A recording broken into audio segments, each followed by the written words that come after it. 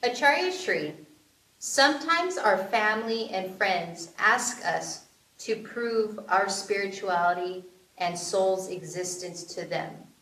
How do we prove such a thing?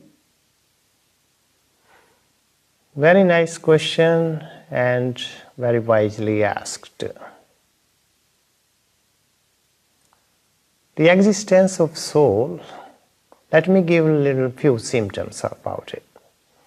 Because people are always doubtful, even they become a doctor, engineer, scientist, they never believe in the soul. Why? Because they think it is just a body. Our senses, they go up to the mind. After that is not their approach.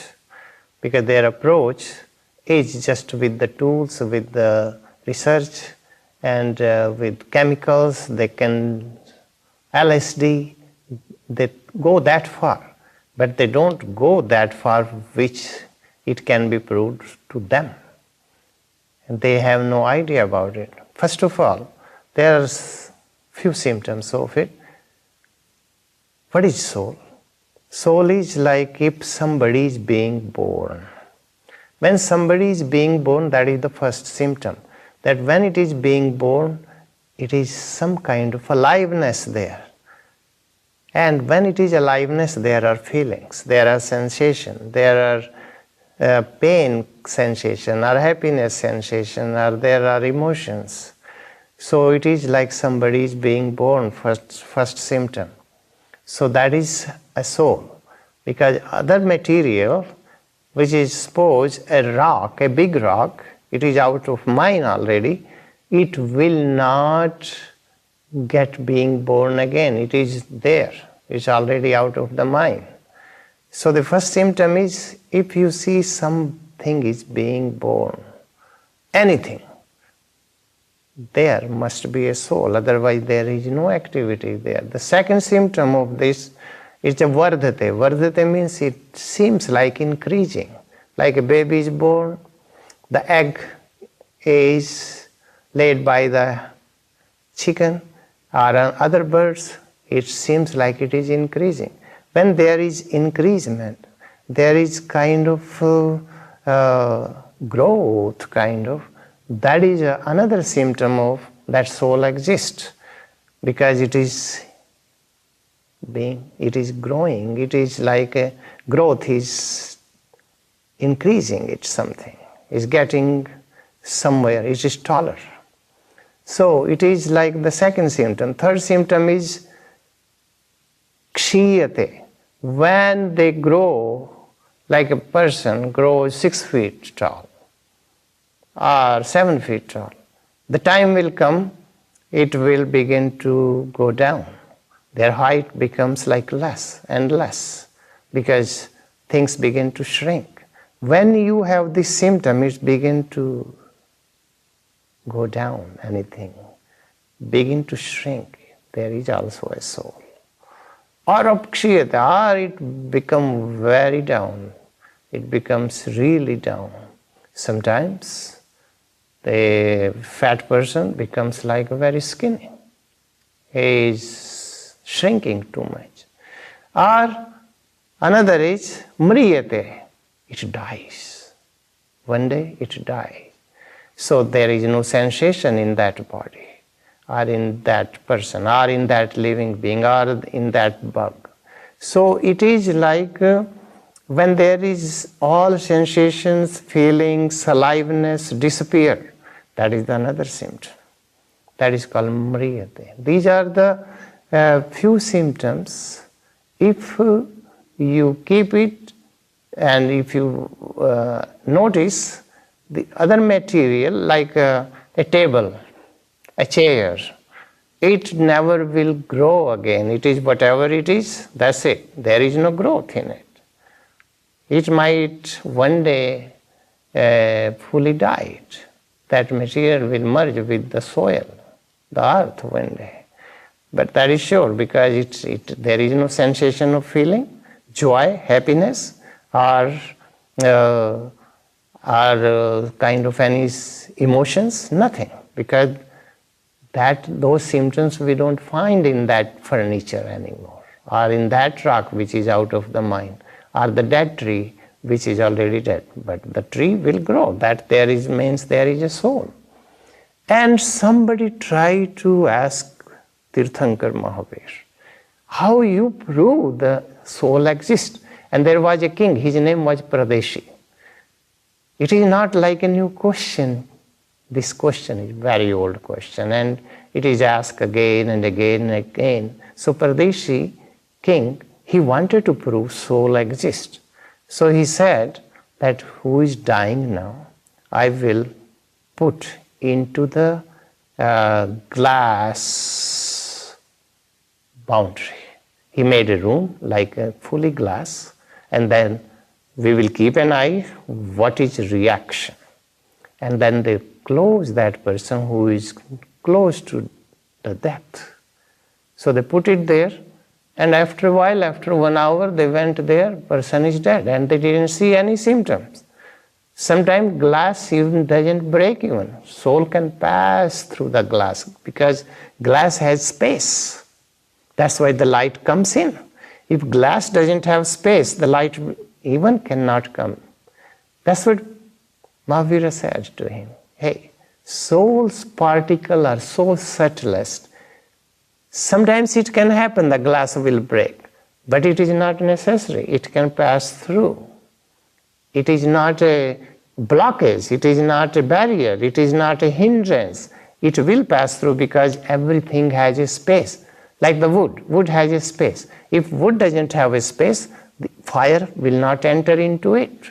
And if fire will not enter into it, it will not burn.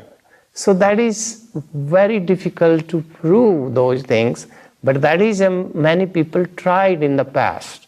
They try to, but they don't understand the soul's particles are so invisible, they are subtlest than light, and then the subtlest than any other particles of this universe, and they can pass through anything because everything has a space. Everything has a space. That is why the soul's existence cannot be proved by logic. And people ask logics. Logics doesn't work on the soul. Logic works maybe scientifically. When they say scientifically, those logics are already lie.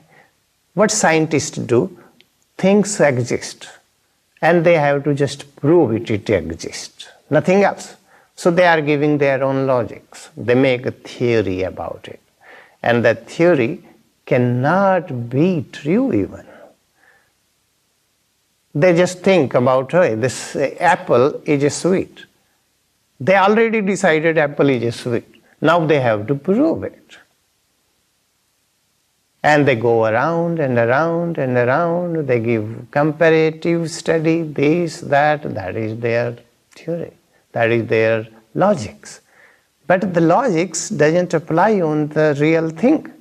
The substance, soul substance is totally different. Soul is invisible. When it is invisible, cannot be proved by the scientist. Nowadays, people are trying to prove the God's particle. Hey, first prove the soul's particle. At least if you can see those particles, and those are not visible even. So if you cannot prove the soul's particle, how you can prove the God's particle? And people are in the dark again. They try, we saw the God's particle. We saw the God's particle. How can you see the God's particle? Sometimes because God's particle are so invisible, how you will see it? How are you going to prove it? So it is very difficult. Give logics, it won't work. That's why Indian mythology and all these philosophy of Indian, they try to say that God is beyond logic.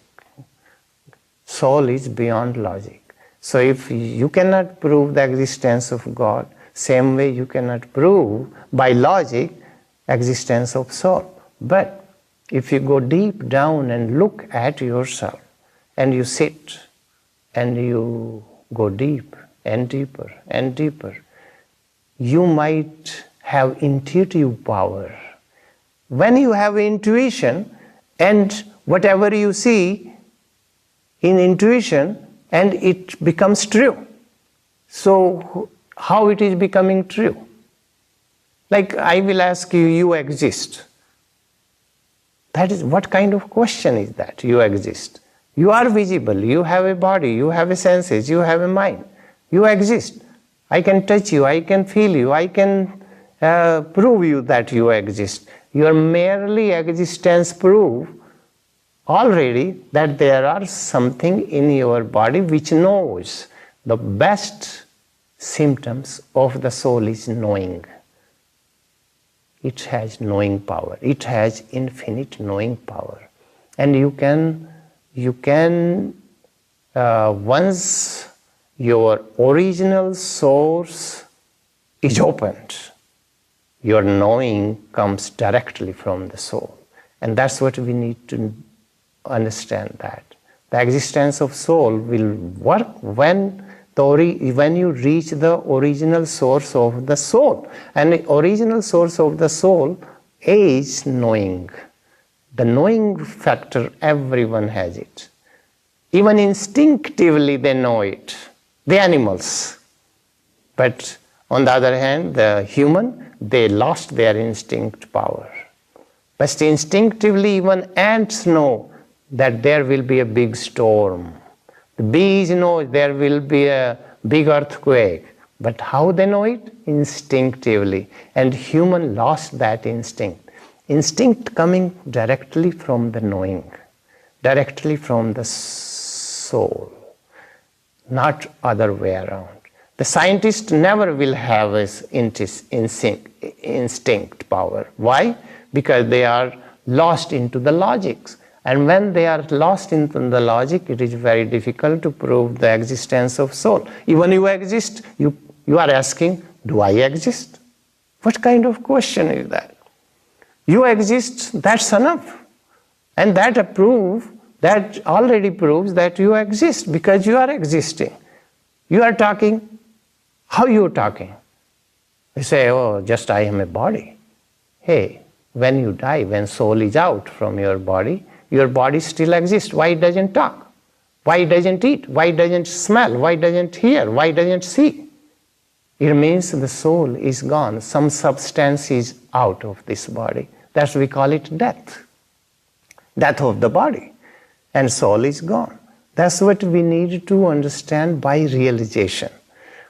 Unless you realized your soul, and your soul has to be realized through the inner journey. And you have to start inner journey. Inner journey is a backward. It is not a forward journey. You have to go inside of you. That what is inside of me, which knows, which feels, which has sensation, which has happiness, which has pain, suffering. So you need to discover that, but it can be discovered not by logic. It has to be discovered by meditation, by realization, by experiences.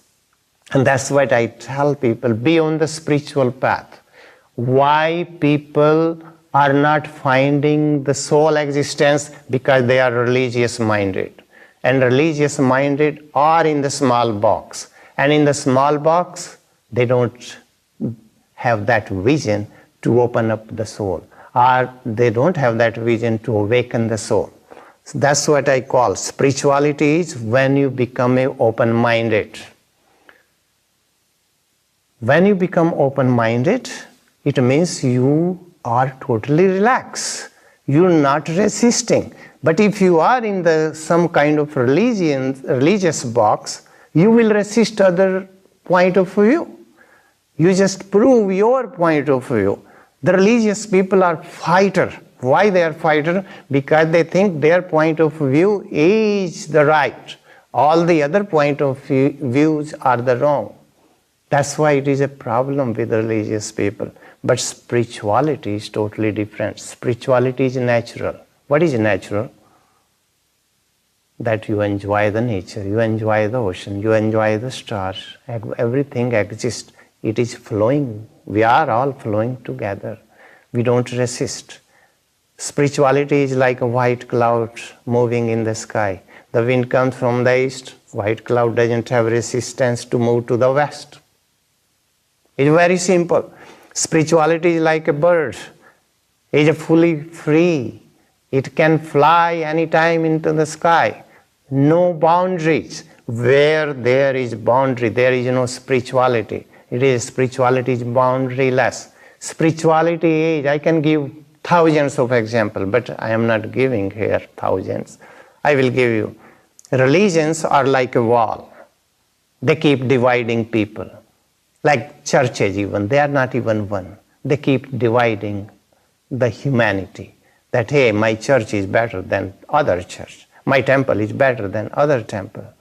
So they keep dividing us. That is called, religions works like a wall. And a wall divides. You put in one room one more wall, it becomes two. So religions are moving in duality. In duality is an illusion. Duality is an illusion. And you're never going to come out of illusion. How you will going to find out who you are then? You will move in illusion. You always go into the hallucination, illusion, ignorance. You are not going to come out of. Because religions are like a cocoon. A cocoon, you just happy in your own cocoon. You don't want to find out further. And I will tell you, the psychologists, they say, that day will be the most worst day on this earth when a person becomes satisfied. Because when person becomes satisfied, their search is fully diminished. They don't search further. That's what in the small box, like in the small cocoon, somebody get trapped into it and they think that is the only word. It is like one time from the ocean, he lived from the big gulf, that was a frog, and somehow he got lost. And he, jumping here and there, he fell down into the well.